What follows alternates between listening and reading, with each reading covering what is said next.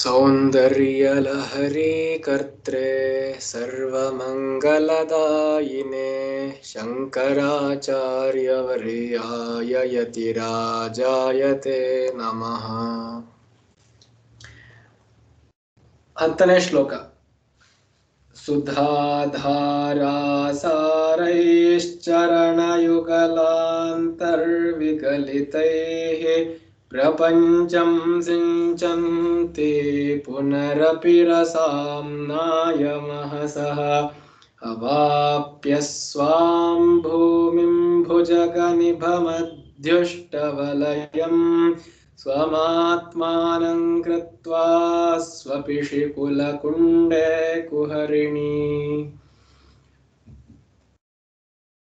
ಸುಧಾಧಾರಾ ಸಾರೈಃ ಚರಣಯುಗಲಾ ಅಂತರ್ವಿಗಲಿತೈಃ ಪ್ರಪಂಚಂ ಸಿಂಚಂತಿ ಪುನಃ ಅಪಿ ರಸ ಆಮ್ನಾಯ ಮಹಸಃ ಅವಾಪ್ಯ ಸ್ವಾಂ ಭೂಮಿಂ ಭುಜಗನಿಭಂ ಅಧ್ಯುಷ್ಟವಲಯಂ ಸ್ವಂ ಆತ್ಮಾನಂ ಕೃತ್ವಾ ಸ್ವಪಿಷಿ ಕುಲಕುಂಡೆ ಕುಹರಿಣಿ.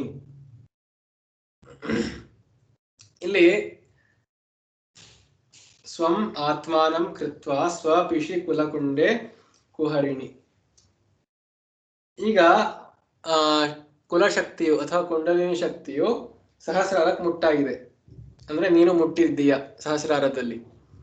ಅದಾದ್ಮೇಲೆ ಏನ್ ಮಾಡ್ತೀಯ? ಅಲ್ಲಿ ಏನಾಗಿದೆ? ಅಲ್ಲಿ ಏನ್ ಮಾಡ್ತೀಯ? ಸುಧಾಧಾರಾ ಸಾರೈಹಿ. ಸುಧಾ ಅಂದ್ರೆ ಅಮೃತದ ಧಾರ, ಒಂದು ಧಾರಾಕಾರದ ಸಾರ, ಒಂದು ಮಳೆಯಾಗಿ ಚರಣ ಯುಗಲ ಅಂತಹ ವಿಗಲಿತೈಹಿ. ನೀನು ಸೇರದ ಮೇಲೆ, ನೀ ಸಹಸ್ರಾರದ ಮೇಲೆ ಹೋದಾಗ ನಿನ್ನ ಕಾಲುಗಳು ಸಹಸ್ರಾರದ ಮೇಲಿದೆ. ನಿನ್ನ ಕಾಲುಗಳ ಚರಣಗಳು ಏನ್ ಮಾಡಿವೆ? ಈ ಸುಧಾಧಾರ ಸಾರವನ್ನು, ನಿನ್ನ ಚರಣಗಳು ಅಮೃತದ ಧಾರಾಕಾರವಾದ ನೀರನ್ನು ಪಾದದ ಕೆಳಗೆ, ಪಾದಗಳ ಮಧ್ಯದಿಂದ ಅಥವಾ ಪಾದಗಳ ಮೂಲಕ ಹರಿದು ಬರುತ್ತಿವೆ, ವಿಗಲಿತವಾಗಿವೆ. ಅಂದ್ರೆ ನಿನ್ನ ಕಾಲುಗಳ ಮಧ್ಯದಿಂದ ಅಥವಾ ನಿನ್ನ ಈ ಬೆರಳುಗಳ ಮಧ್ಯದಿಂದ ಅಥವಾ ನಿನ್ನ ಕಾಲ ಮೇಲೆ ಅಮೃತದ ರಸವು ಪಾದ್ಯದಂತೆ ಹರಿದು ನಿನ್ನ ಚರಣದ ಮೂಲಕ ಕೆಳಗೆ ಮಳೆಯಂತೆ ಬಿದ್ದು ಪ್ರಪಂಚಂ ಸಿಂಚಂತಿ. ಈ ಪ್ರಪಂಚ, ಈ ಇಡೀ ಪ್ರಪಂಚವನ್ನೇ ಸಿಂಚಂತಿ,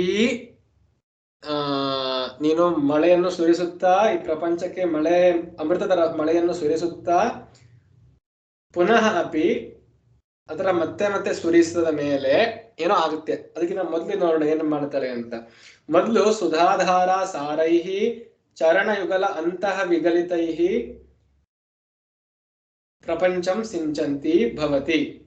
ನೀವು ಸುಧಾ ಅಮೃತದ ಧಾರಾಕಾರವಾದ ನೀರನ್ನು, ಅಂದ್ರೆ ನದಿಯಂತೆ ಹರಿಯುತ್ತಿರುವ ನೀರನ್ನು, ಅಮೃತದ ನೀರನ್ನು ನಿಮ್ಮ ಕಾಲುಗಳ ಮೇಲೆ ಹರಿಸಿಕೊಂಡು, ಅಥವಾ ನಿಮ್ಮ ಕಾಲುಗಳ ಮೇಲೆ ಅಂದ್ರೆ ನಿಮ್ಮ ಸಹಸ್ರಾರದ ಮೇಲೆ ಕುಳಿತಿರುವಂತಹ ನಿಮ್ಮ ಕಾಲುಗಳ ಮೇಲೆ, ಚರಣಗಳ ಮೇಲೆ ಪಾದ್ಯವಂತೆ ಹರಿದು ಅದರ ಕೆಳಗೆ ಮಳೆಯಂತೆ ಇಡೀ ಪ್ರಪಂಚಕ್ಕೆ ಮಳೆಯಂತೆ, ಅಮೃತದ ಮಳೆಯಂತೆ ವರ್ಷವನ್ನು ತರುತ್ತೀರಾ.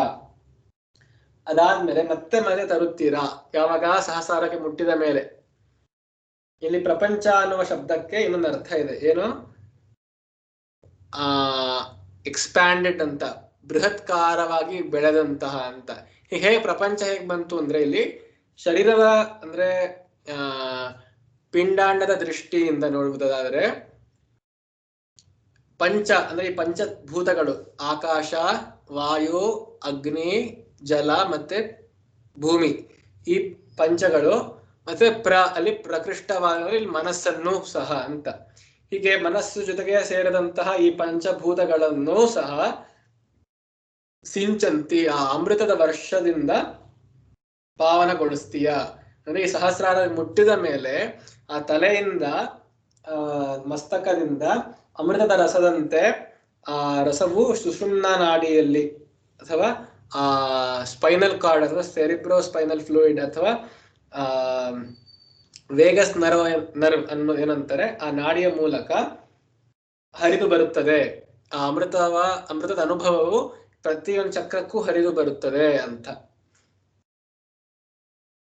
ಯಾವಾಗ ಅದು ಹಿಂದಿನ ಶ್ಲೋಕದಿಂದ ಸಹಸ್ರಾರೇ ಪದ್ಮೆ ಸಹ ರಹಸಿ ಪತ್ಯ ವಿಹರಸೆ. ಹಾಗೆ ನಿನ್ನ ಪತಿಯಾದ ಪರಮಶಿವನ ಪರಬ್ರಹ್ಮನ ಜೊತೆಗೆ ಲೀನವಾದಾಗ ನಿನ್ನ ಪಾದಗಳು ಇನ್ನೂ ಆ ಸಹಸ್ರ ಪದ್ಮದಲ್ಲಿರುವಂತಹ ಸ್ಥಳದಿಂದ, ಆ ಸಹಸ್ರ ಪದ್ಮ ಅಂದ್ರೆ ಅಲ್ಲಿ ಒಂದು ಅಮೃತದ ಸಾಗರ ಇದ್ದಂತೆ, ಅಲ್ಲಿಂದ ಆ ಮಳೆಯನ್ನು ನಿನ್ನ ಪಾದ್ಯವಾಗಿಸಿ ಆ ನೀರನ್ನ ಮಳೆಯಾಗಿ ಸುರಿಸಿ, ಅಮೃತದ ವರ್ಷವಾಗಿ ಸುರಿಸಿ ಈ ಪ್ರಪಂಚಗಳನ್ನು, ಮನಸ್ಸು ಸೇರಿದಂತಹ ಪಂಚಭೂತಗಳನ್ನ ಪಾವನಗೊಳಿಸ್ತೀಯ. ಮಿಕ್ಕ 6 ಚಕ್ರಗಳನ್ನು ಪಾವನಗೊಳಿಸ್ತೀಯ. ಅದಾದ ಮೇಲೆ ಪುನಃ ಅಪಿ ರಸ ಆಮ್ನಾಯ ಮಹಸಃ. ಆ ರೀತಿಯ ರಸಾಮ್ನಾಯ ಅಂದ್ರೆ ರಸಕ್ಕೆ ಒಂದು ಫ್ಯಾಕ್ಟರಿ ತರ ಅಥವಾ ಒಂದು ಮಠ ಅಥವಾ ಒಂದು ಆಕರ, ರಸದ ಒಂದು ಆಕರವಾಗಿರುವಂತಹ ಆ ಸಹಸ್ರಾರದಿಂದ ಪುನಃ ಅಪಿ ಮತ್ತೆ ಹೊರಡ್ತೀಯ. ಮಹಸ್ ಅಂತ ಅಂದ್ರೆ ಆ ಬೆಳಕು ಅಥವಾ ಚೈತನ್ಯ ಅಂತ. ಆ ರಸ ಮತ್ತೆ ಮಹಸ್ಸಿನ ಆನಂದ ಮತ್ತೆ ಚಿತ್ ಆನಂದ, ಚಿದಾನಂದದಿಂದ ಆ ರೀತಿಯ ಸುಧಾ ಸಾಗರದ ಲಹರಿಗಳಾಗಿರುವಂತಹ ಸಹಸ್ರಾರ ಪದ್ಮದಿಂದ, ಆ ಸಹಸ್ರ ಚಕ್ರದಿಂದ ಮತ್ತೆ ಹೊರಡ್ತೀಯ. ನಿಮ್ಮ ಗಂಡನ ಜೊತೆ ಟೈಮ್ ಕಳೆದಿದ್ದು ಸಾಕಾಯ್ತು, ಈಗ ವಾಪಸ್ ನಿನ್ನ ಮನೆಗೆ ಬರ್ಬೇಕು, ತವ್ರ ಮನೆಗೆ. ಅದಕ್ಕೆ ಹೊರಡ್ತೀಯ, ಅಲ್ಲಿಂದ ಸಹಸ್ರಾರ ಚಕ್ರದಿಂದ ಹೊರಡ್ತೀಯ. ರಸಾಮ್ನಾಯ ಮಹಸಃ ಹೊರಟು ಅವಾಪ್ಯ ಸ್ವಾಂ ಭೂಮಿಂ, ನಿನ್ನ ವಾಪಸ್ ಮನೆಗೆ, ನಿನ್ನ ನೆಲಕ್ಕೆ ವಾಪಸ್ ಬಂದು ಮುಟ್ತೀಯ ಅಂತ. ಅವಾಪ್ಯ ಅಲ್ಲಿಂದ ಹೊರಟು ಸ್ವಾಂ ಭೂಮಿಂ ಅವಾಪ್ಯ, ತನ್ನ ತವ್ರ ಮನೆಗೆ ತರ ಬಂದಂತೆ ತನ್ನ ನೆಲಕ್ಕೆ ವಾಪಸ್ ಬಂದು, ಅಂದ್ರೆ ವಾಪಸ್ಸು ಸಹಸ್ರಾರದಿಂದ ಆಜ್ಞಾ, ವಿಶುದ್ಧಿ, ಅನಾಹತ, ಸ್ವಾಧಿಷ್ಠಾನ, ಮಣಿಪುರ ಮತ್ತೆ ಮೂಲಾಧಾರ. ಮೂಲಾಧಾರ ತಾನೆ ಭೂಮಿ ಅಂದ್ರೆ, ನೋಡಿ ಅಲ್ಲೊಂದು ಶ್ಲೇಷ ಅಲಂಕಾರ ತರ ಬಂದಿದೆ. ಭೂಮಿ ಅಂದ್ರೆ ವಾಪಸ್ ಬರೋದು ಅಂದ್ರೆ ಮೂಲಾಧಾರದಲ್ಲಿರುವಂತಹ ಮನೆಗೆ ವಾಪಸ್ ಬಂದು, ಆ ಶಕ್ತಿಯು ಸಹಸ್ರಾರದಿಂದ ಪುನಃ ಶರೀರದ ಒಳಗೆ ಪ್ರವೇಶಿಸಿ ಎಲ್ಲ ಕಡೆ ಅಮೃತದ ವರ್ಷ ಮಾಡುತ್ತಿರುವಂತೆ, ಚಿತ ಆನಂದದ ವರ್ಷ ಮಾಡುತ್ತಿರುವಂತೆ ಕೆಳಗೆ ಭೂಮಿಗೆ ಮೂಲಾಧಾರಕ್ಕೆ ಬಂದು ತಲುಪಿ ಭುಜಗ ನಿಭಂ ಅಧ್ಯುಷ್ಟ ವಲಯಂ, 2.5 ಸುತ್ತು ತಾನೆ, 2.5 ಸುತ್ತನ್ನು ಹಾಕಿಕೊಂಡು ಅಧ್ಯುಷ್ಟ ವಲಯಂ, ಕ್ಷಮಿಸಿ 3.5 ಸುತ್ತು, 3.5 ಸುತ್ತನ್ನು ಹಾಕಿಕೊಂಡು ಅಥವಾ ಬರೀ ಸುತ್ತಕೊಂಡು ಅಂತ, ಸುತ್ತಕೊಂಡು ವಲಯಂ ಅಂದ್ರೆ ಒಂದು ಸರ್ಕಲ್ ತರ, ಒಂದು ವೃತ್ತದ ಆಕಾರದಲ್ಲಿ ಸುತ್ತಕೊಂಡು ಭುಜಗ ನಿಭಂ, ಒಂದು ಹಾವು 3.5 ವೃತ್ತಿ ಸರ್ಕಲ್ ಅಷ್ಟು ಸುತ್ತದಂತೆ ಆದ್ರೆ ಸುತ್ತಕೊಂಡು ಒಟ್ಟಲ್ಲಿ ಕಾಯಿಲ್ ಆಗಿ ಅಂತ, ಅಂದ್ರೆ ಅದು ಪೊಟೆನ್ಷಿಯಲ್ ಕೈನೆಟಿಕ್ ಎನರ್ಜಿಯಿಂದ ಪೊಟೆನ್ಷಿಯಲ್ ಎನರ್ಜಿ ಅಂತರ ಆ ರೀತಿ ಆಗಿ ಸ್ವಂ ಆತ್ಮಾನಂ ಕೃತ್ವ, ಭುಜಗ ನಿಭಂ ಕೃತ್ವ, ಸ್ವಂ ಆತ್ಮಾನಂ ನಿನ್ನನ್ನೇ ನೀನೇ ನಿನ್ನ ದೇಹವನ್ನು ಅಥವಾ ನಿನ್ನ ಆತ್ಮವನ್ನು 2.5 ಅಥವಾ 3.5 ಸಾರಿ ಸುತ್ತಿದಂತಹ ಒಂದು ಸರ್ಪದಂತೆ ಏನ್ ಮಾಡ್ತೀಯ, ಕೃತ್ವ ಮಾಡಿಕೊಂಡ ತರ ಹಾಗೆ ಸುತ್ತಕೊಂಡು ಕುಲಕುಂಡೆ ಕುಹರಿಣಿ ಸ್ವಪಿಷಿ. ಕುಲಕುಂಡೆ ಅಂದ್ರೆ ಕುಂಡಲಿನಿ ಶಕ್ತಿಯ ಕುಂಡ ಅಂದ್ರೆ ಹುಟ್ಟುವಂತ ಸ್ಥಳದಲ್ಲಿ ಅಥವಾ ಒಂದು ಏನು ನೀವು ಹೂಕುಂಡ ಅಂತ ಅಂತೀರಲ್ವಾ, ಅಂದ್ರೆ ವೇಸ್ ಅಂತ ಅಂದ್ರೆ ಬಾಟಮ್ ಅಂತ, ಆ ವೇಸ್ ಅಥವಾ ವಾಸ್ ನಲ್ಲಿ ನೀನ್ ಹೋಗಿ ವಾಪಸ್ ಕೂತ್ಕೊಂತೀಯ. ಆ ಕುಂಡಲಿನಿ ಶಕ್ತಿಯ ಮನೆಯಾಗಿರುವಂತಹ ಕುಲಕುಂಡದಲ್ಲಿ, ಆ ಮೂಲಾಧಾರದ ಕೆಳಗೆ ಇರುವಂತಹ ಆ ಕುಲಕುಂಡದಲ್ಲಿ ನೀನು ಪುನಃ ಸೇರಿ 3.5 ಸುತ್ತಂತೆ ಸುತ್ತಿರುವಂತಹ ಒಂದು ಸರ್ಪದಂತೆ ನಿನ್ನನ್ನು ನೀನೇ ಸುತ್ತಕೊಂಡು ಸ್ವಪಿಷಿ ನೀನು ಮಲಗ್ತೀಯ ಅಂತ. ಇನ್ನು ಸ್ವಲ್ಪ ದಿನ ನೀನು ಹೇಳಕ್ ಹೋಗಲ್ಲ, ನೀನು ಎದ್ರೆ ನೀನು ಆಕ್ಟಿವ್ ಆಗೋದು ಅಂತ, ರಜೋಗುಣ ಬರೋದು ಅಂತ. ಸ್ವಪ್ನ ಅಂತಂದ್ರೆ ಸ್ವಪ್ನ ಮಾಡೋದಂದ್ರೆ ತಮೋ ಗುಣ ಆಗುವುದು ಅಂತ. ಸತ್ವ ಸೇರಾಯ್ತು, ಸತ್ವದಿಂದ ಸಹಸ್ರಾರದಲ್ಲಿ ಸತ್ವಕ್ಕೂ ಮೀರಿದ ತತ್ವ, ಅಲ್ಲಿಂದ ಸತ್ವಕ್ಕೆ ಬಂದು ಸತ್ವದಿಂದ ಬಂದು ರಜಸ್ ಆದ್ಮೇಲೆ ತಮಸ್ ಬಂದು ಅಲ್ಲಿ ತಮಸ್ನಲ್ಲಿ ನೀನು ಮಲಗ್ತೀಯ ಅಂತ. ಕುಹರಿಣಿ ಅಂತಂದ್ರೆ ರಂಧ್ರದಲ್ಲಿ ಅಂತ. ಆ ಕುಲಕುಂಡ ಅಂತಂದ್ರೆ ಕುಂಡಲಿನಿ ಶಕ್ತಿಯ ಆಧಾರಭೂತವಾದ ಮೂಲಾಧಾರ ಕೆಳಗೆ ಆ ಒಂದು ಬಿಲ ಇರತ್ತಂತೆ, ಒಂದು ಚಿಕ್ಕ ಏನೋ ಈಗ ಹಾವೆಲ್ ಮಲ್ಗತ್ತೆ, ಒಂದು ಬಿಲದತ್ತನೆ ಮಲ್ಗದು, ಆ ರೀತಿ ಕುಹರಿಣಿ, ಆ ರೀತಿ ಹಾವು ಮಲಗಿದಂತೆ ಆ ಬಿಲದಲ್ಲಿ ನೀನು ಹೋಗಲು ಸೇರ್ಕೊಂತೀಯ. ಇನ್ನೊಂದು ಅರ್ಥ ಇಲ್ಲಿ ಕುಹರಿಣಿನೂ ಸಂಬೋಧನೆ ಅಂತ ಅನ್ಕೊಬಹುದು.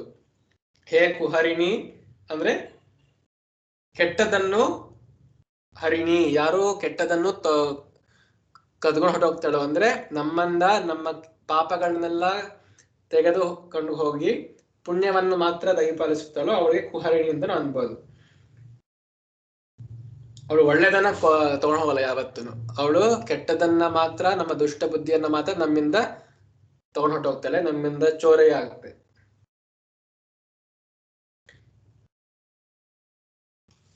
ತ್ವಂ ಸ್ವಂ ಆತ್ಮಾನಂ ಭುಜಗ ನಿಭಂ ಅಧ್ಯುಷ್ಟ ವಲಯಂ ಕೃತ್ವಾ ಕುಹರಿಣಿ ಕುಲಕುಂಡೆ ಸ್ವಪಿಷಿ ಕದಾ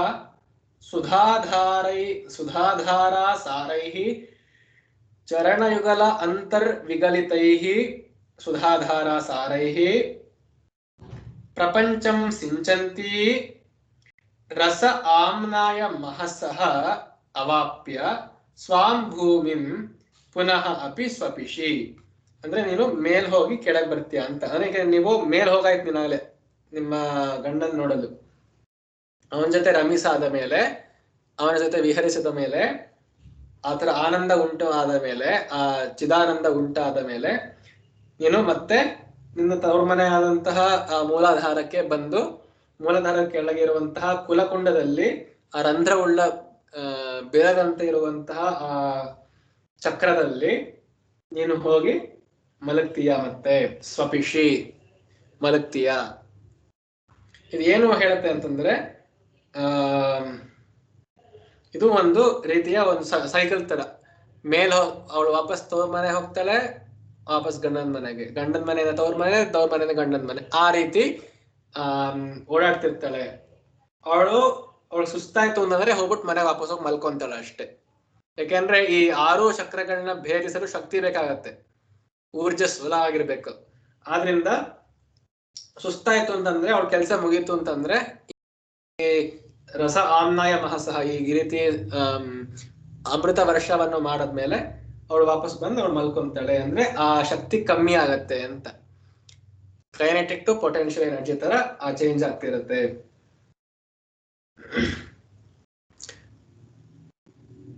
ಹೇ ಭಗವತಿ, ನೀನು ನಿನ್ನ ಚರಣದ್ವಯದ ಮಧ್ಯಪ್ರದೇಶದಿಂದ ಸುರಿಯುತ್ತಿರುವ ಅಮೃತಧಾರೆಗಳ ವರ್ಷಗಳಿಂದ ನನ್ನ ಶರೀರದಲ್ಲಿರುವ ನಾಡಿಗಳನ್ನು ತೋಯಿಸಿ, ಸಹಸ್ರಾರದಲ್ಲಿರುವ ಚಂದ್ರನ ಸಮೀಪದಿಂದ ನಿನ್ನ ಸ್ಥಾನವಾದ ಮೂಲಾಧಾರಕ್ಕೆ ಹಿಂತಿರುಗಿ, ಸುತ್ತಿಕೊಂಡಿರುವ ಸರ್ಪದಂತೆ ನಿನ್ನ ರೂಪವನ್ನು ಮಾಡಿಕೊಂಡು ಸೂಕ್ಷ್ಮ ರಂಧ್ರದ ಉಳ್ಳ ಆಧಾರ ಚಕ್ರದಲ್ಲಿ ನಿದ್ದೆಗೈಯುವೆ.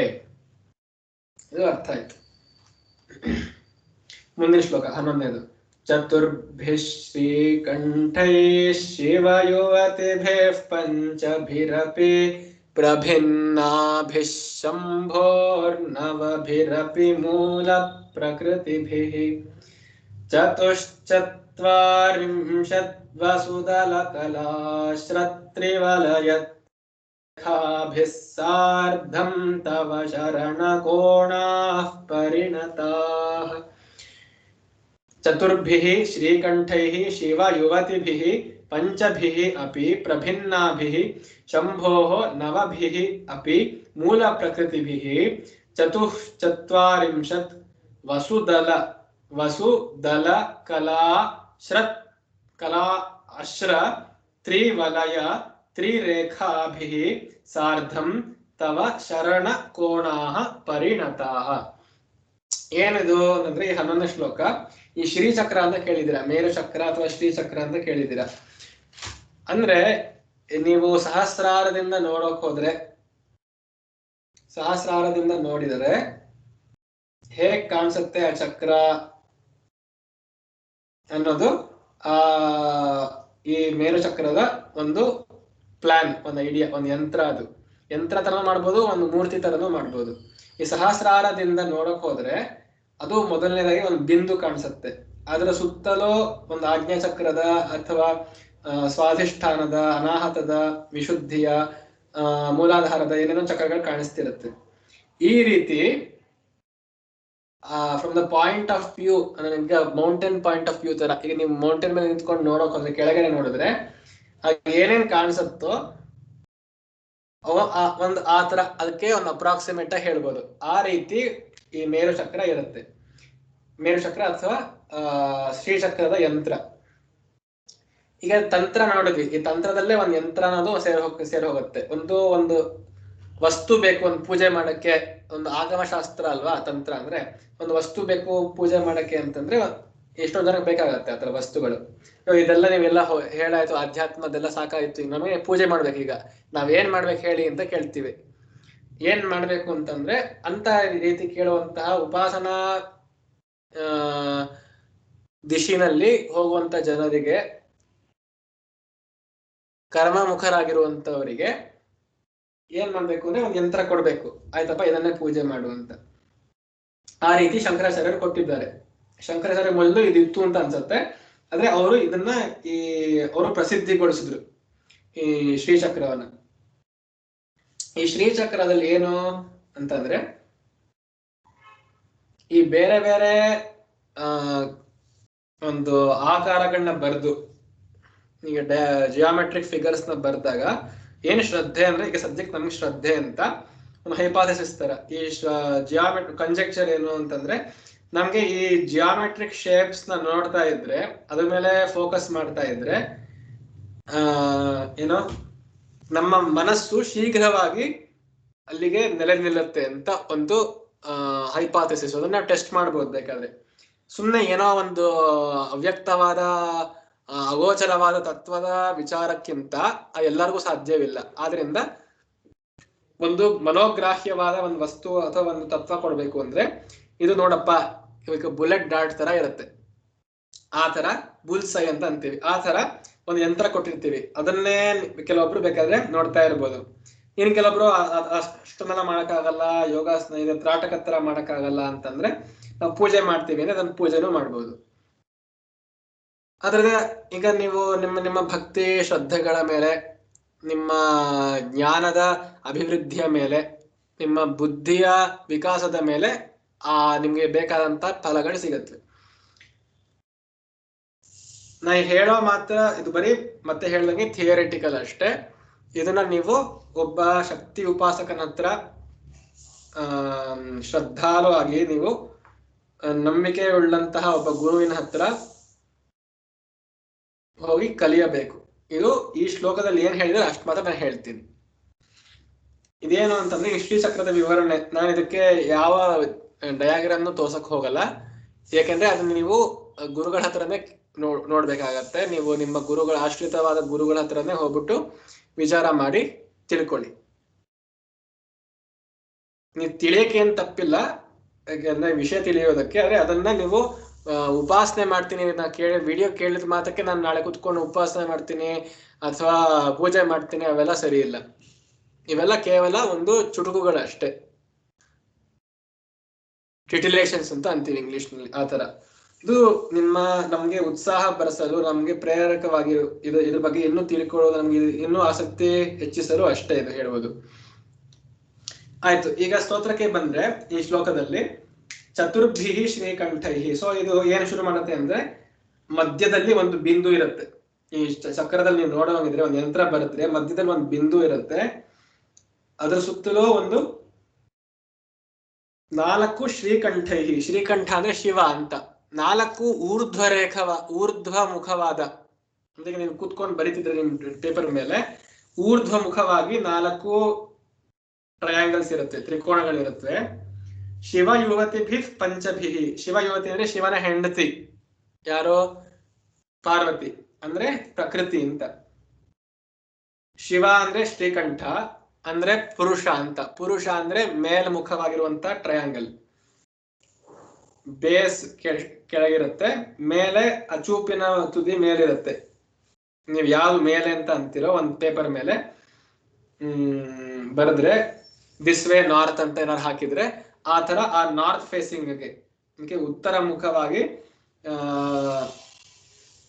ಶ್ರೀಕಂಠ ಅಂದ್ರೆ ಶಿವನ ಅಪ್ವರ್ಡ್ ಟ್ರಯಾಂಗಲ್ಸ್ ಬರೀಬೇಕು. ಅದಾದ್ಮೇಲೆ ಪಂಚಭಿಹಿ ಅಪಿ ಶಿವ ಯುವತಿಭಿ, 5 ಕೆಳಗೆ ನೋಡುತ್ತಿರುವಂತಹ ಪ್ರಕೃತಿಯ ದ್ಯೋತಕವಾದ ತ್ರಿಕೋಣಗಳು, ಪುರುಷ ಮೇಲೆ ಪ್ರಕೃತಿ ಕೆಳಗೆ, ಆ ರೀತಿ. ಅಂದ್ರೆ ಇದು ಸ್ಟೇಟಸ್ ಆಫ್ ಸೊಸೈಟಿ ಅಲ್ಲ, ಪುರುಷರು ದೊಡ್ಡವರು ಹೆಂಗಸರು ಚಿಕ್ಕವರು ಅಂತ ಅಲ್ಲ, ಖಂಡಿತವಲ್ಲ ಆ ರೀತಿ ಅಲ್ಲ. ಇಲ್ಲಿ ನೀವು ನೋಡಕ್ ಹೋದ್ರೆ ಹಂಗೆ 5 ಜನ ಇದೆ ನೋಡಿ, ಇಲ್ಲಿ 5 ಜನ ಮಹಿಳೆಯರು, 4 ಜನ ಗಂಡಸರು. ಸೊ ಇವ್ ಯಾರ ಶಕ್ತಿಶಾಲಿ ನೀವೇ ಹೇಳ್ಬೇಕು. ಆ ವಿಷಯ ಅಲ್ಲ, ಅಷ್ಟು ನೀಚವಾದ ಈ ಸಾಮಾಜಿಕ ವಿಷಯಗಳಿಗೆ ನಾವು ಬರಕ್ ಹೋಗಲ್ಲ. ನಾವಂದ್ರೆ ಇವ್ರು ಬಂದಿಲ್ಲ, ಶಂಕರಾಚಾರ್ಯ ಏನ್ ಬಂದಿಲ್ಲ ಆ ಪುರುಷರು ದೊಡ್ಡವರು ಹೆಂಗಸರು ಚಿಕ್ಕವರು ಅಥವಾ ಅವ್ರ ನೀಚರು ಆ ತರ ಎಲ್ಲ ಅತಿ ಸ್ಥೂಲವಾದ ಸಾಮಾಜಿಕವಾದ ವಿಷಯಗಳಿಗೆ ಅವ್ರು ಬರಕ್ ಹೋಗಲ್ಲ. ನಾವು ಆ ಬಗ್ಗೆ ಏನ್ ವಿಷಯ ಚರ್ಚೆ ಮಾಡೋದೇನ್ ಬೇಡ. ಇಲ್ಲಿ ಪುರುಷ ಅನ್ನುವ, ಈಗ ನೀವು ಪೇಪರ್ನ ತಿರುಗಿಸಿದ್ರೆ ಸಾಕು, ಅವಾಗ ಸ್ತ್ರೀಯರೇ ದೊಡ್ಡದು ಅಂತ ಬೇಕಾದ್ರು ಆ ತರ ಬೇಕಾದ್ರು ವಾದ ಮಾಡ್ಬೋದು. ಉಲ್ಟಾ ಪೇಪರ್ ತಿರುಗಿಸಿದ್ರೆ ಹಾಗಲ್ಲ, ನೀವು ಒನ್ ವೇ ನಾರ್ತ್ ಅಂತ ಹಾಕ್ಬಿಟ್ಟು ಆಗ ನೀವು 4 ಟ್ರಯಾಂಗಲ್ ನ ಬರೆದ್ಬಿಟ್ಟು ಅದರ ವಿಪರೀತ ಮುಖವಾಗಿ 5 ಶಿವ ಯುವತಿ ಅಂದ್ರೆ ಸ್ತ್ರೀ ತತ್ವ ಅಂದ್ರೆ ಪ್ರಕೃತಿ ತತ್ವದ ದ್ಯೋತಕವಾದ 5 ತ್ರಿಕೋಣಗಳನ್ನ ಬರೆದು, ಅದ್ ಯಾವ ರೀತಿ ಬರೀಬೇಕು ನಾನು ಹೇಳಕ್ ಹೋಗಲ್ಲ, ಅದು ಒಂಥರ ರಂಗೋಲಿ ಬಿಡಿಸ್ದಂಗ, ಅದು ನಂಗೂ ಅಷ್ಟು ಸರಿ ಗೊತ್ತಿಲ್ಲ, ಅದು ನಿಮ್ಮ ಗುರುಗಳ ಹತ್ರ ಕೇಳ್ಕೊಳ್ಳಿ.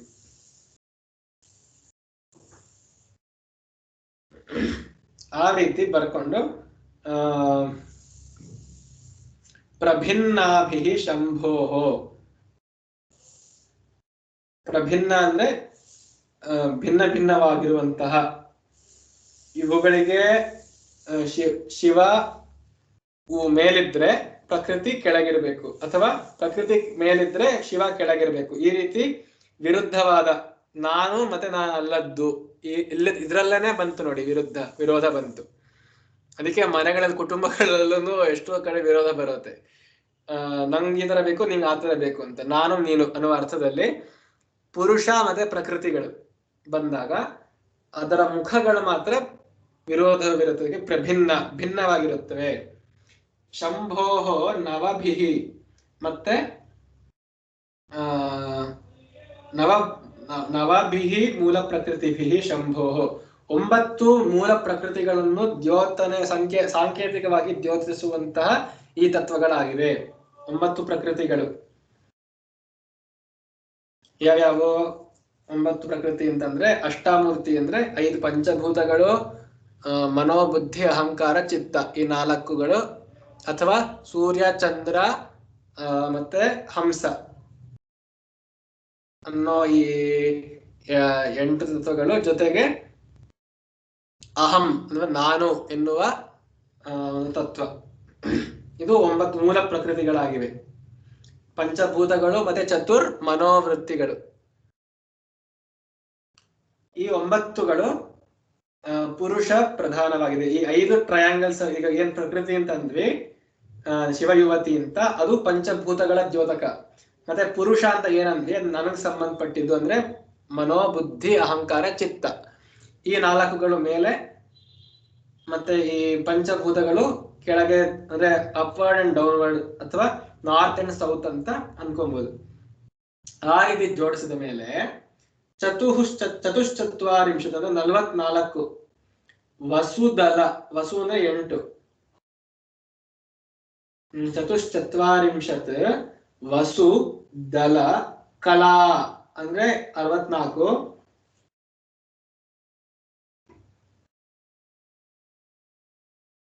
ಅಶ್ರ ಅಂತಂದ್ರೆ ಮತ್ತೆ ರೇಖೆಗಳು, ಪೆಟಲ್ಸ್ಗಳು, ಅಶ್ರ, ತ್ರಿವಲಯ 3 ಸರ್ಕಲ್ಗಳು, ತ್ರಿರೇಖಾ 3 ಲೈನ್ಗಳು, ಸಾರ್ಧಂ ಇವುಗಳ ಜೊತೆಗೆ ತವ ಶರಣಕೋಣ ನಿನ್ನ ಮನೆಯ ಆರ್ಕಿಟೆಕ್ಚರ್, ನಿನ್ನ ಮನೆಗೆ ನಾವು ಏನು ಪ್ಲಾನ್ ಬ್ಲೂ ಪ್ರಿಂಟ್ ಅಂತೀವಿ, ಹಾಗೆ ಶರಣಕೋಣಗಳು, these are the corners of your house. ಅಥವಾ ಈಗ ಅಡ್ಜಸ್ಟ್ ಏನಂತೀವಿ, ನಿನ್ನ ಮನೆಯ ಕೋಣೆಗಳು ಈ ರೀತಿ ತುಂಬಿ ಹೋಗಿವೆ, ಈ ರೀತಿ ಡಿಸೈನ್ ಮಾಡಲ್ಪಟ್ಟಿವೆ, ಈ ರೀತಿ ನಾವು ಕೆತ್ತುತ್ತೀವಿ ನಿನ್ನ ಮನೆಯನ್ನ ಅಂತ ಹೇಳ್ತೀವಿ. ಅಂದ್ರೆ ಈ ಶ್ರೀಚಕ್ರ ಅಂತೂ ಶ್ರೀದೇವಿಯ ನಿವಾಸ ಸ್ಥಾನ ಅಂತ. ಅದಕ್ಕೇನೆ ಈ ಶ್ರೀಚಕ್ರಗಳನ್ನ ಇರುವಂತ ಮನೆಗಳನ್ನ ಶ್ರೀ ನಿವಾಸ ಅಥವಾ ಶ್ರೀ ವಿದ್ಯಾ ಅಥವಾ ಏನೋ ಆತರ ಹೆಸರಿಟ್ಟಿರ್ತಾರೆ. ಯಾಕೆ ಅಂತಂದ್ರೆ ತುಂಬಾ ಶಕ್ತಿ ಅಂತಾನೆ ಹೆಸರು ಶ್ರೀ ವಿದ್ಯೆಗೆ. ಆದ್ರಿಂದ ಆ ಶಕ್ತಿ ಭರಿತವಾದ ಆ ಗೃಹವಾಗಿರುತ್ತೆ ಅಂತ ಆ ಶ್ರೀಚಕ್ರ. ಅಂದ್ರೆ ಅಂತ ಅನ್ಬಿಟ್ಟು ನೀವು ಕೊಂಡ್ಕೊಂಡ್ ಬಂದು ಇಟ್ಕೊಂಡ್ಬಿಡ್ಬೇಡಿ, ಅದೆಷ್ಟೇ ಕಾಸ್ಟ್ಲಿ ಆಗಿರ್ಲಿ. ಶ್ರೀಚಕ್ರ ಬರೀ ಕೊಂಡ್ಕೊಂಡ್ ಬಂದು ಇಟ್ಕೊಂಡು ಪೂಜೆ ಮಾಡ್ಲಿಲ್ಲ ಅಂತಂದ್ರೆ ಸಿಟ್ಟು ಬರುತ್ತೆ ದೇವಿಗೆ ಅಲ್ವಾ. ನೀವ್ ಮನೆಗ್ ಕರ್ಕೊಂಡ್ ಬಂದ್ಬಿಟ್ಟಿರೋ ಅತಿಥಿನ ಮಾತಾಡಿಸ್ಲೇ ಇಲ್ಲ ಅಂತಂದ್ರೆ ಹೆಂಗಾಗತ್ತೆ? ಆ ರೀತಿ ಸರಿಯಾದ ತಿಳಿದ ಉಪಾಸನೆ ಮಾಡಿದರೆ ಆ ಫಲಗಳು ಸಿಗುತ್ತವೆ. ಅದಿರ್ಲಿ, ಮತ್ತೆ ಈಗ ವಾಪಸ್ ಬರೋಂಗಿದೆ ಶ್ರೀಚಕ್ರಕ್ಕೆ. ಚತುರ್ಭಿ ಶ್ರೀಕಂಠೈ 4 ಮನೋಬುದ್ಧಿ ಅಹಂಕಾರ ಚಿತ್ತಗಳ ಮೇಲೆ ಅಥವಾ ಊರ್ಧ್ವ ಮುಖವಾದ ತ್ರಿಕೋಣಗಳು, ಮತ್ತೆ ಪಂಚಭೂತಗಳ ದ್ಯೋತಕವಾದ ಪ್ರಕೃತಿಗಳನ್ನು 5 ತ್ರಿಕೋಣಗಳು, ಅಧೋಮುಖವಾದ 5 ತ್ರಿಕೋಣಗಳನ್ನು ಓವರ್ಲೇ ಮಾಡಿ, ಅಂದ್ರೆ ಅದರ ಮೇಲೆ ಏನೋ ಒಂದು ರೀತಿಯಲ್ಲಿ ಜೋಡಿಸಿ, ಅದು ಶಂಭುವಿನ ಅಂದ್ರೆ ಪರಬ್ರಹ್ಮದ 9 ತತ್ವಗಳಂತೆ ವಿದ್ಯೆ. ಇವರಿಬ್ರು ಒಂದೇನೆ, ಶಕ್ತಿ ಮತ್ತೆ ಶಿವ ಒಂದೇನೆ, ಅವರಿಬ್ಬರು ಒಂದಾಗಿ ಆ ಮಧ್ಯದ ಬಿಂದುವಲ್ಲಿ ಕೂತಿರ್ತಾರೆ. ಇದಿಷ್ಟು ಆಯ್ತು ಶಂಭು ಅಥವಾ ಶ್ರೀವಿದ್ಯೆಯ ಐಕೀಭೂತವಾದ ತತ್ವ ಮಧ್ಯದಲ್ಲಿ ಪರಬ್ರಹ್ಮ ದ್ಯೋತಕ. ಮಿಕ್ಕಿದ್ದು 9 ತತ್ವಗಳು, ಮನೋಬುದ್ಧಿ ಅಹಂಕಾರ ಮತ್ತೆ ಪಂಚಭೂತಗಳು, ಈಗ 9 ಪ್ರಕೃತಿ ಅಂತ ಅಂತೀವಿ. ನೀವೆಲ್ಲವೂ ಮಹಾಪ್ರಕೃತಿ ಅಥವಾ ಮೂಲ ಪ್ರಕೃತಿ ಅಂತ ಅಂತೀವಿ. ಇವುಗಳು ಸುತ್ತಲೂ ಇದ್ದು ಅದರ ಹೊರಗೆ ಏನು 44 44 ಏನು ಅಂತಂದ್ರೆ ಹೇಳ್ತೀವಿ, ಅದು 44 ವಸುದಲ ಕಲಾ. ವಸು ಅಂತಂದ್ರೆ 8 ವಸುಗಳು. ಈಗ ಸಂಸ್ಕೃತದಲ್ಲಿ ಕಟಪಯಾದಿ ಸಂಖ್ಯಾವಾಚಕಗಳು ಇವೆ. ಅಂದ್ರೆ ಒಂದು ಕೋಡ್ಸ್ ಗಳನ್ನ ಬರೆದುಬಿಟ್ಟು ಹೇಳೋದು, ಮಾರ್ಕ್ಸ್ ಕೋಡ್ ತರ. ಅಥವಾ ಒಂದು ಪ್ರಸಿದ್ಧವಾದ ವಸ್ತುವಿನ ಗುಂಪಿನ ಸಂಖ್ಯೆಯನ್ನು ದ್ಯೋತನೆ ಮಾಡುವುದು ಸಂಖ್ಯೆಗೋಸ್ಕರ. ಅಂದ್ರೆ 8 ವಸುಗಳು ಇದಾರೆ ಅಂತ. ಸೊ ಈಗ ಎಲ್ಲೆಲ್ಲಿ ವಸು ಅಂತ ಬರುತ್ತೋ ಅಲ್ಲೆಲ್ಲ 8 ಅಂತ ಅರ್ಥ. ಸೊ ವಸು ಅಂದ್ರೆ 8 ದಳಗಳು, ವಸುದಳ ಅಂದ್ರೆ 8 ದಳಗಳು ಉಳ್ಳಂತಹ ಏನು ನೆಕ್ಸ್ಟ್ ಸರ್ಕಲ್. ಅದು ಈ 9 ಟ್ರಯಾಂಗಲ್ಸ್ ಆದ್ಮೇಲೆ 8 ದಳಗಳಿರುತ್ತೆ. ಅದಾದ್ಮೇಲೆ ಕಲಾ, ಷೋಡಶ ಕಲಾ ಅಂತಾನು ಅಂತಾರೆ, ಚತುಷ್ಷಷ್ಟಿ ಕಲಾ ಅಂತಾನು ಅಂತಾರೆ. ಇಲ್ಲಿ ಷೋಡಶ ಕಲಾ ಅಂತ ಸ್ವೀಕರಿಸ್ಬೇಕಂತೆ. ಇಲ್ಲಿ 16, ಈ 8 ಪೆಟಲ್ಗಳಾದ್ಮೇಲೆ ವಸ್ತುಗಳಾದ್ಮೇಲೆ 16 ಕಲಾಗಳು, ಅದು ದ್ಯೋತನೆ ಮಾಡ್ಬೇಕು ಹೊರಗಡೆ. ಅದರ ಸೆಕೆಂಡ್ ಝೋನ್ ಅದು. ಸೊ ಮೊದಲನೇ ಝೋನು ಶಂಭು ಅಥವಾ ಆ ಪರತತ್ವ. ಅದಾದ್ಮೇಲೆ 9 ಟ್ರಯಾಂಗಲ್ಸ್ ತ್ರಿಕೋಣಗಳು. ಅದಾದ್ಮೇಲೆ 8 ದಳಗಳು ವಸುದ್ಯೋತಕ. ಅದಾದ್ಮೇಲೆ 16 ಅಂದ್ರೆ ಕಲಾದ್ಯೋತಕ. ಅಶ್ರ ಅಂದ್ರೆ ಪೆಟಲ್ಸ್ ಅಂತ, ಕಲಾಶ್ರ. ಅದರ ಹೊರಗೆ 3 ತ್ರಿವಲಯ, 3 ವಲಯಗಳು ಅಂತಂದ್ರೆ ಸರ್ಕಲ್ಗಳು ಮತ್ತೆ ವೃತ್ತಗಳು, ವರ್ತುಲಗಳು. ಆ 16 ಪೆಟಲ್ಸ್ ಆದ್ಮೇಲೆ ಮತ್ತೆ 3 ಸರ್ಕಲ್ ಬರೆದು ತ್ರಿರೇಖಾಭಿ, ಈ ರೇಖೆಗಳನ್ನ ಹೇಗ್ ಬಿಡಿಸ್ಬೇಕು ಅಂತಾರ ವಿಚಿತ್ರ ಅಂದ್ರೆ ಈ ಶ್ರೀಚಕ್ರಕ್ಕೆ ವಿಲಕ್ಷಣವಾಗಿ ಒಂದು ಬಿಡಿಸಿರ್ತಾರೆ. ಆ 3 ರೇಖೆಗಳಲ್ಲಿ 3 ರೇಖೆಗಳಿಂದ ಚತುಷ್ಕೋಣ ಮಾಡಿರ್ತಾರೆ ನೋಡಿ. ಯೋಚನೆ ಮಾಡಿ ಹೆಂಗಿರ್ಬೋದು ಅಂತ. 3 ರೇಖೆಗಳನ್ನ ಬಳಸಿ ಚತುಷ್ಕೋಣ ಅಂದ್ರೆ ಒಂದು ಸ್ಕ್ವೇರ್ ತರ ಮಾಡಿ ಇರ್ತಾರೆ. ಈ ರೀತಿ ಇಷ್ಟು ಜಾಮೆಟ್ರಿಕ್ ಫಿಗರ್ಸ್ ಗಳಿಂದ ನಿನ್ನ ಮನೆಯ ಶರಣದ ಕೋಣೆಗಳು, ಒಂದು ಈಗ ನಾವು ಮನೆಯ ಕೋಣೆ ಅಂತಾನು ಅಂತೀವಿ ಅಲ್ವಾ, ಆ ರೀತಿ ನಿನ್ನ ಮನೆಯ ಎಡ್ಜಸ್ಗಳು, ರೂಮ್ಸ್ಗಳು ಇವೆಲ್ಲವೂ ಕೂಡ ಪರಿಣತಾಹ, ತುಂಬಿವೆ, ಪರಿಪೂರ್ಣವಾಗಿವೆ, ಅಥವಾ ಇದನ್ನ ನಾವು ಡಿಸೈನ್ ಮಾಡಿಕೊಟ್ಟಿದ್ದೀವಿ ನಿಂಗೆ ಅಂತ ಹೇಳೋದು. ಅಂದ್ರೆ ನಾನು ನಿಮ್ ಮನೆ ಮಾಡ್ಕೊಟ್ಟಿದ್ದೀನಿ, ನಿಮ್ ಬಾಮ್ಮ ಅಂತ ಆವಾಹನೆ ತರ. ಆ ಮಧ್ಯದಲ್ಲಿ ಆ ಬಿಂದುವಿನಲ್ಲಿ ಬಂದು ನೆಲೆಸು ಅನ್ನುವ ಅರ್ಥದಲ್ಲಿ ಕೇಳ್ತಿದ್ದೀವಿ. ಚತುರ್ಭಿಃ ಶ್ರೀಕಂಠೈಃ ಪಂಚಭಿಃ ಪ್ರಭಿನ್ನಾಭಿಃ ಶಿವಯೋಧಿಭಿಃ ಶಂಭೋಃ ನವಭಿಃ ಮೂಲ ಪ್ರಕೃತಿಭಿಃ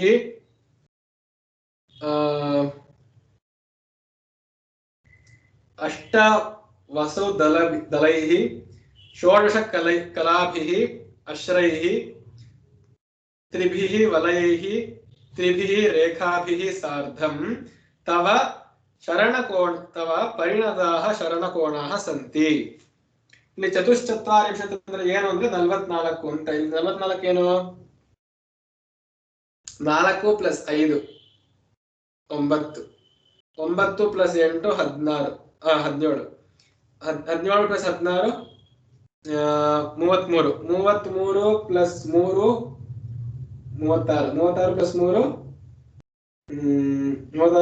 39, 39 + 3 42,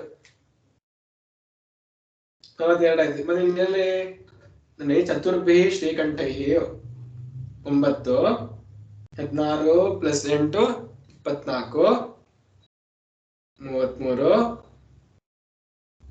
42. ಚತುಶ್ಚತ್ವಾರಿಂಶತ್ ಹೆಂಗಾಯ್ತು ಅಂತಂದ್ರೆ ಆ ಎರಡು ತತ್ವ, ಶಂಭು ಮತ್ತೆ ಯಾರು ವಿದ್ಯೆ, ಶಕ್ತಿ, ಶಿವಶಕ್ತಿಗಳು ಆ ಮಧ್ಯದ ಕೋಣದಲ್ಲಿ ಇರ್ತಾರೆ. ಮಧ್ಯದ ಕೋಣದಲ್ಲಿ ಆ ಮಧ್ಯದ ಬಿಂದುವಿನಲ್ಲಿ ನೆಲೆಸಿರ್ತಾರೆ ಅಂತ ಹಾಗಿರಬಹುದು ಚತುಶ್ಚತ್ವಾರಿಂಶತ್ ಅಂತ. ಅಥವಾ ಇನ್ನೊಂದೇನು ಅರ್ಥ ಇರ್ಬೋದು ಅಂತಂದ್ರೆ ನಾವು ಊಹಿಸ್ತಿರೋದು, ಈ 4 ಕೋಣಗಳು, ತ್ರಿಕೋಣ ಮತ್ತೆ 5 ತ್ರಿಕೋಣಗಳು ಸೇರಿದರೆ ಆ ರೀತಿ ಏನೋ 44 ಆಗಬಹುದು. ಆ 44 ಚಿಕ್ಕ ಚಿಕ್ಕ ಕೋಣೆಗಳು ಆಗ್ಬಹುದೇನೋ ನೀವು ಕೌಂಟ್ ಮಾಡಿದ್ರೆ. ಈ 5 ಮತ್ತೆ 4 ಉಪರಿ ಮತ್ತೆ ಅಧೋಮುಖವಾದ ತ್ರಿಕೋಣಗಳನ್ನ ಓವರ್ಲೇ ಮಾಡಿದ್ರೆ, ಬಿಡಿಸಿದ್ರೆ ಆ 44 ಟ್ರಯಾಂಗಲ್ಸ್ ಗಳಾಗಬೇಕು. ಆ ರೀತಿ ಅಂತಾನು ಇರಬಹುದು. ನಿಮ್ಗೇನಾದ್ರೂ ಗೊತ್ತಿದ್ರೆ ಕಾಮೆಂಟ್ ಸೆಕ್ಷನ್ ಅಲ್ಲಿ ತಿಳಿಸಿ. ಹಿಮಗಿರಿ ಸುತೆ 4 ಶಿವಚಕ್ರಗಳು, ಇವುಗಳಿಗಿಂತ ಭಿನ್ನವಾದ 5 ಶಕ್ತಿ ಚಕ್ರಗಳು, ಈ 9 ಮೂಲ ಪ್ರಕೃತಿಗಳಿಂದಲೂ, 8 ದಳಗಳಿಂದಲೂ ಮತ್ತು 16 ದಳಗಳಿಂದಲೂ, 2 ಪದ್ಮಗಳಿಂದಲೂ, 3 ಮೇಖಲೆಗಳಿಂದಲೂ, 3 ಭೂಪುರಗಳಿಂದಲೂ ನಿನ್ನ ವಾಸಸ್ಥಾನವಾದ ಈ ಶ್ರೀಚಕ್ರವು 44 ಕೋಣಗಳಿಂದ ಪರಿಣತವಾಗಿದೆ.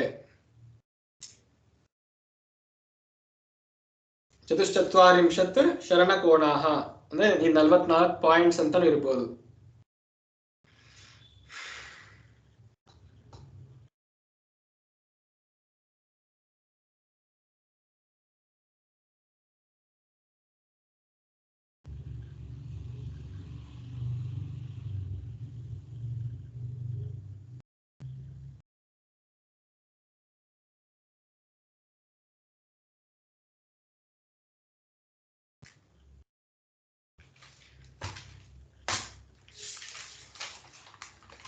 ಮುಂದಿನ ಶ್ಲೋಕದಲ್ಲಿ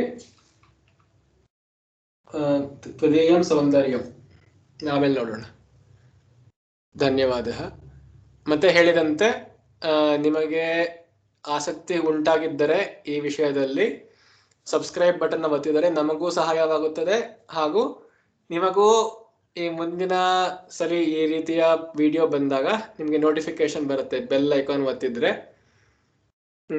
ನಮಗೂ ಸಹಾಯ ಆಗತ್ತೆ. ಯಾಕೆಂದ್ರೆ ನಮಗೂ ಗೊತ್ತಾಗುತ್ತೆ ನಮ್ಮ ಚಾನೆಲ್ಗೆ ಸಬ್ಸ್ಕ್ರೈಬ್ ಆಗಿದ್ದಾರೆ ಅಂದ್ರೆ ಇಷ್ಟು ಜನ ನಮಗೂ ಆಸಕ್ತಿ ತೋರಿಸ್ತಿದ್ದಾರೆ ಈ ವಿಷಯಗಳಲ್ಲಿ.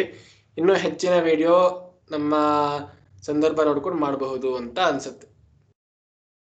ಮತ್ತೆ ನಮ್ಮ ದೋಷಗಳೇನಾದ್ರು ಇದ್ದರೆ ಅಥವಾ ನಿಮಗೇನಾದರೂ ಅಭಿಪ್ರಾಯಗಳಿದ್ದರೆ ಅದನ್ನ ಕಮೆಂಟ್ ಸೆಕ್ಷನ್ ನಲ್ಲಿ ಕೆಳಗೆ ಟೈಪ್ ಮಾಡಿ ತಿಳಿಸಿ. ಇಷ್ಟವಾಗಿದ್ದಲ್ಲಿ ನೀವು ಥಮ್ಸ್ ಅಪ್ ಒತ್ತಿದರೆ ನಮಗೂ ಇನ್ನೂ ಸ್ಫೂರ್ತಿ ಸಿಗುತ್ತೆ. ಧನ್ಯವಾದ.